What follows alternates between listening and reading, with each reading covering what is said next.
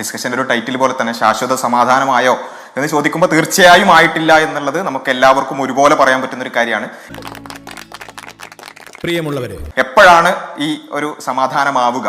അതാവുന്നത് തീർച്ചയായും നമ്മൾ പൂർണ്ണമായിട്ടും ഈ നേരത്തെ പറഞ്ഞതുപോലുള്ള ഒരു ഫ്രണ്ട്ലി മാച്ചുകളോ അല്ലെങ്കിൽ മാച്ച് ഫിക്സിങ്ങോ അതിലേക്ക് എത്തുമ്പോഴല്ല, മറിച്ച് ശാശ്വത സമാധാനമാവുക ഗസയിൽ നടക്കുന്ന വംശഹത്യ അവസാനിക്കുമ്പോൾ മാത്രമാണ്.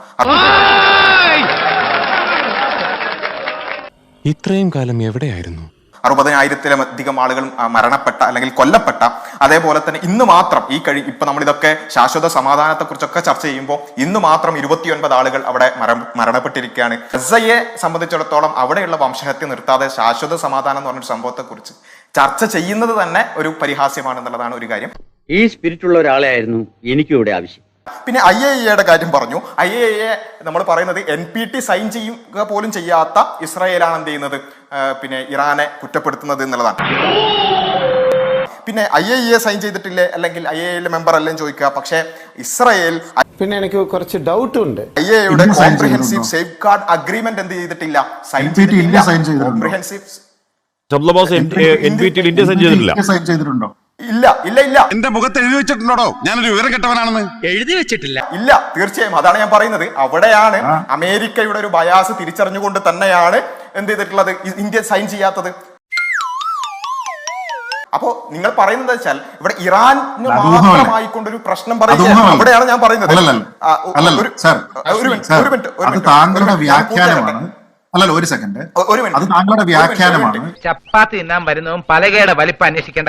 ഇറാൻ അവരുടെ ആണവ പ്രോഗ്രാമിൽ NPTയിൽ സൈൻ ചെയ്യുന്നുണ്ടെങ്കിലും ഒരു സുതാര്യത ഇന്ന് തിയററ്റിക്കലെങ്കിലും ഉണ്ട്. ഇസ്രായേൽ അതുമില്ല എന്ന വാദം പറയുന്നത് അങ്ങനെയല്ല.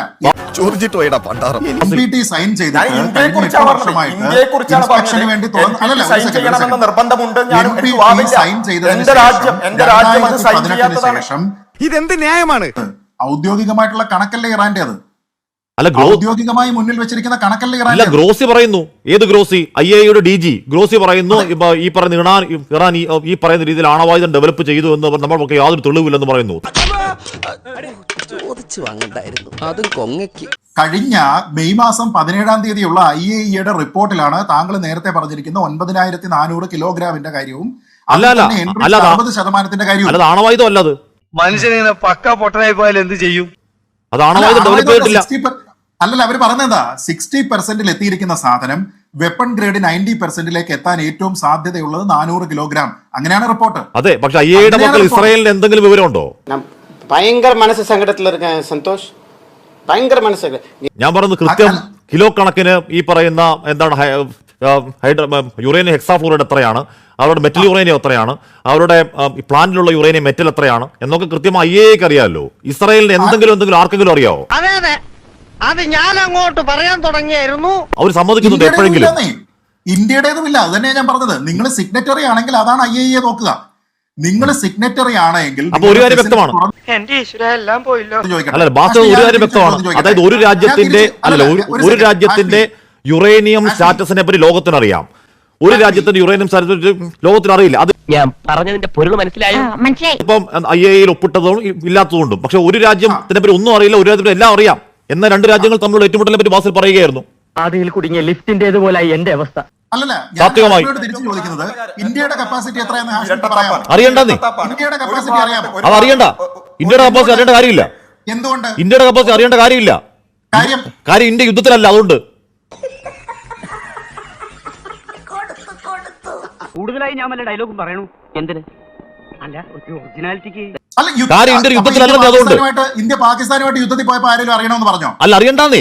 ഇവിടെ ഞാൻ പറയുന്നത് അറിയണ്ടാത്ത എന്താ വെച്ചാൽ ഇറാനിൽ ഈ പറഞ്ഞ സാധനം ഉണ്ടെന്ന് ഇസ്രായേൽ അങ്ങോട്ട് ആക്രമിച്ചു. അപ്പൊ ഒരു രാജ്യത്തിന്റെ കാര്യം മൊത്തം അറിയാം, ഏകപക്ഷമേ ആക്രമിച്ചു. അതുകൊണ്ടാണ് അറിയണമെന്ന് പറയുന്നത്. ഒന്നും സംഭവിക്കുന്നില്ല. പതിവ് പോലെ സൂര്യൻ കിഴക്കുദിക്കുന്നു, പടിഞ്ഞാറ് അസ്തമിക്കുന്നു. നാം സുന്ദര സ്വപ്നങ്ങൾ കണ്ട് മയങ്ങി ഉറങ്ങുന്നു.